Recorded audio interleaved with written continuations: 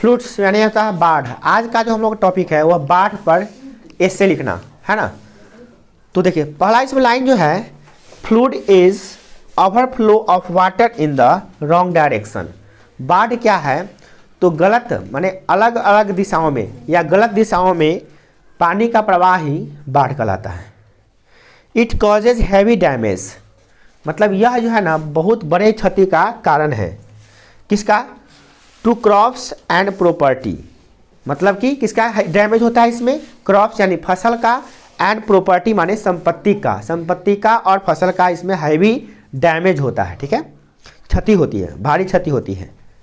It creates a horrible scene, यह उत्पन्न करती है एक भयावह दृश्य। हॉरेबल सीन मतलब भयावह दृश्य जो है ना एक क्रिएट करती है।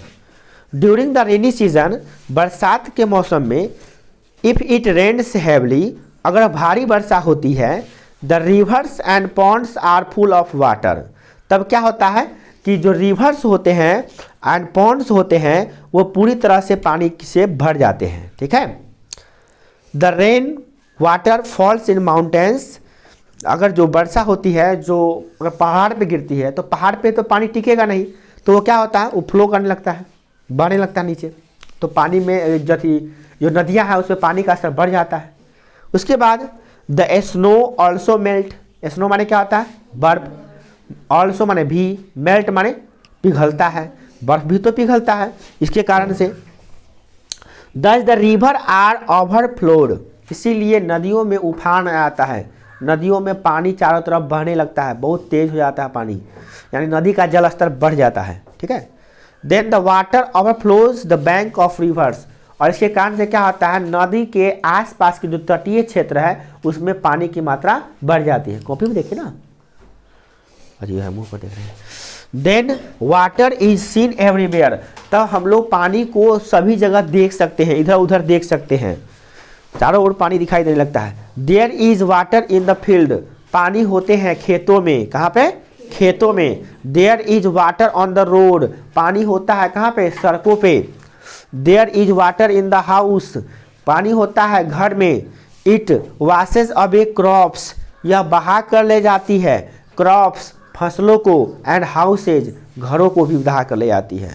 समटाइम्स कभी कभी cattle and human beings are also swept away, कभी कभी तो ऐसा होता है कि कैटल माना होता है पालतू जानवर, जो जानवर पालते हैं वो कहते हैं कैटल, वो और ह्यूमन बींग्स यहाँ तक कि मानव खुद दहा के चले जाते हैं बहुत दूर, पानी के तेज बहाव में बह जाते हैं, है ना। Sometimes the flood comes all of sudden, कभी कभी क्या होता है, बाढ़ अचानक आता है। People are sleeping in the night, लोग रात को सो रहे होते हैं। When they wake away in the morning they find water all around, रात को लोग सो रहे होते हैं और जो सुबह जब उठते हैं तो देखते हैं कि चारों तरफ पानी भरा हुआ है। कभी कभी ऐसा भी होता है ना। समटाइम्स कभी कभी ऐसा होता है, the flood comes in the day time also, कभी कभी दिन में भी बाढ़ आता है, दिन में बाढ़ आता है तो लोग देख लेता है, बट रात को आएगा तो पता भी नहीं चलता है लोगों को। Many people lose their lives in the flood, बहुत सारे अनेक लोग अपना जीवन खो देते हैं। Lives, lose lives, their lives मतलब क्या होता है, अपना जीवन खो देते हैं। कहाँ पे? बाढ़ में। बहुत लोगों का जीवन खत्म हो जाता है बाढ़ में, दह जाते हैं, मर जाते हैं, है ना। The fluid causes untold miseries, यह जो है ना फ्लूड जो है ना, बाढ़ का जो है ना फ्लूड का, यह जो है इसका अनटोल्ड अनकही विपत्तियां हैं। इसकी एक विपत्तियां नहीं, अनेक विपत्तियां हैं जो आपको कह भी नहीं सकते, इतना विपत्तियां इसका हो चुका है, इतना बर्बाद कर चुका है। अब तो बर्बाद नहीं करता है, पहले ज़्यादा होती थी इससे। हाउसेज आर वास्ट अवे, घर को दहा कर ले जाते हैं, दहा जाते हैं। ऑल क्रॉप्स आर डिस्ट्रॉयड, सभी फसल बर्बाद हो जाते हैं। पीपुल बिकम्स होमलेस, लोग बेघर हो जाते हैं।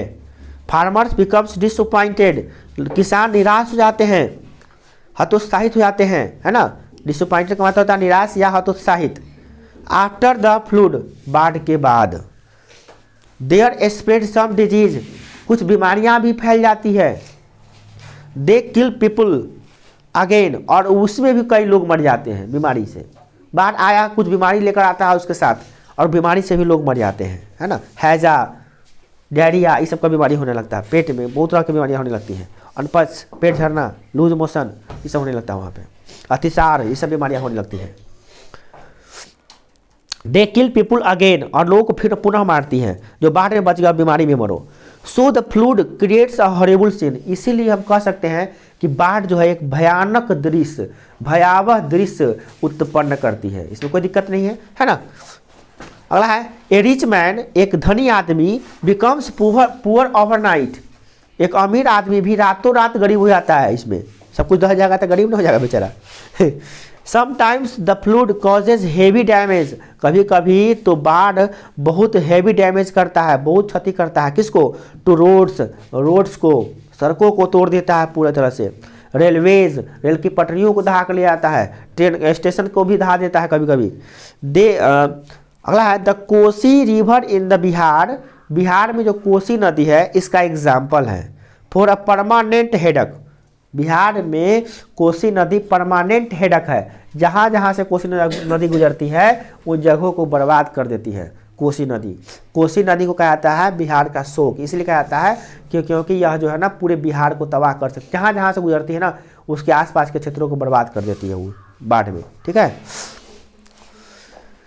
It is the duty of government, it is the duty of government, यह सरकार का दायित्व है, टू टेम सच रिवर्स, इस प्रकार के नदियों को नियंत्रित करे, उसको पाले, मतलब कि उसको सही से संरक्षित कर ले, उसके चारों ओर बांध उसके दोनों तरफ से अच्छे मजबूत बांध बना दे ताकि जनता को इससे कम परेशानी हो, ये सरकार का दायित्व है ना।